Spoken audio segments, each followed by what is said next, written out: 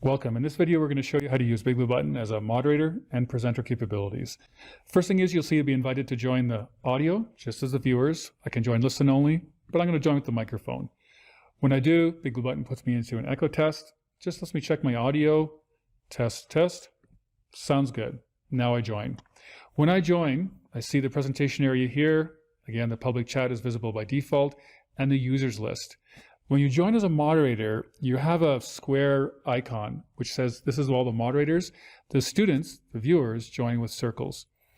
When I'm talking, you can see that I'm highlighting. I can mute myself here by just pressing the mute button. When a student unmutes themselves, you'll hear them, but you can also click and you can mute them as well. You may also see students joined listen only. When the students join listen only, they can't talk, but they can hear you as well. Students can also set their status, which means their initials will be replaced by an icon. Here, you can see happy face, and I'm going to clear all the icons as well. As the instructor, you can start and stop the recording anytime. So here I'm going to do start recording, and a message appears. And I can also click it again to pause the recording. And I can start and pause the recording as many times as I want during the session. Other moderator capabilities, I can mute all the users. I can mute everyone except myself. And I can also lock the viewers down as well. So this means I can prevent them from sharing webcams, sharing microphone, public chat, private chat, as much as you want. This one here is if you want to prevent them from seeing everyone else's webcams, it means that they will only see your webcam, but you'll see all the students' webcams. To apply it, just close, and then you'll see an icon here next to their name that says they're locked. If you want to unlock the capabilities, go back to lock viewers. I can just turn off the locks, and then they'll be able to do everything again. You also have the ability to put students into breakout rooms. To do this, you choose Create Breakout Rooms. It shows you the list of students. I can drag and drop a student between each room. I can choose the number of breakout rooms, the duration, and I can also allow students to choose which breakout room they want to join. Let's set it to 5 minutes, and I click Create. You'll see the Breakout Rooms tab appear to the left, and now you can see students, the count of students as they go into breakout rooms. You have the ability to join the audio in a breakout room, and you can also fully join the breakout room. If you do that, it'll just give you the invitation to join, and it'll bring you into the breakout room just like the students. You can join the audio, you can see the students in the room, and when you're done, we just close and you're back to the main room. At some point, you may wish to end the breakout rooms before the end time. You just click End. I'll rejoin the audio. And we're back in the main room. Students are all back, ready to pick up where you left off. Let's turn to the presentation area.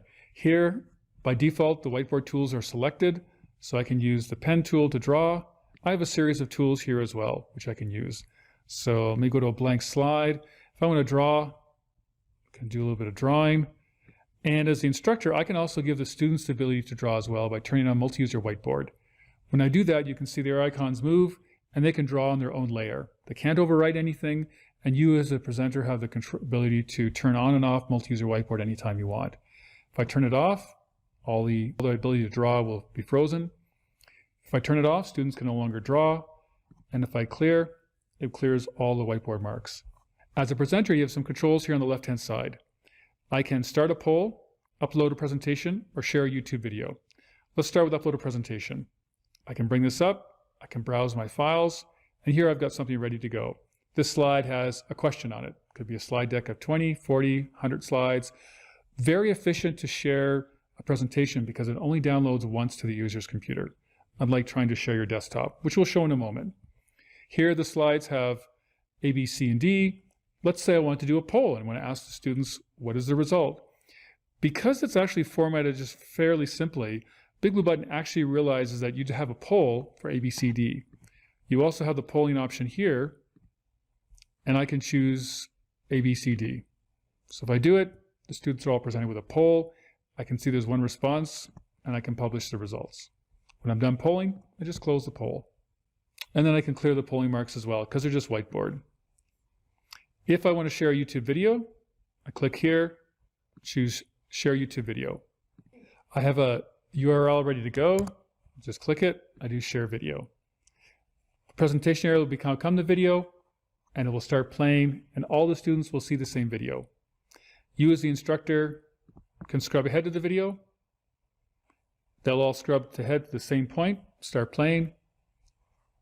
And if you pause, they pause as well. It's a really easy way to share a video with your students. If I want to stop sharing the video, choose stop sharing, and then choose stop sharing the video. It goes back to the presentation area. You also have the ability to share the screen.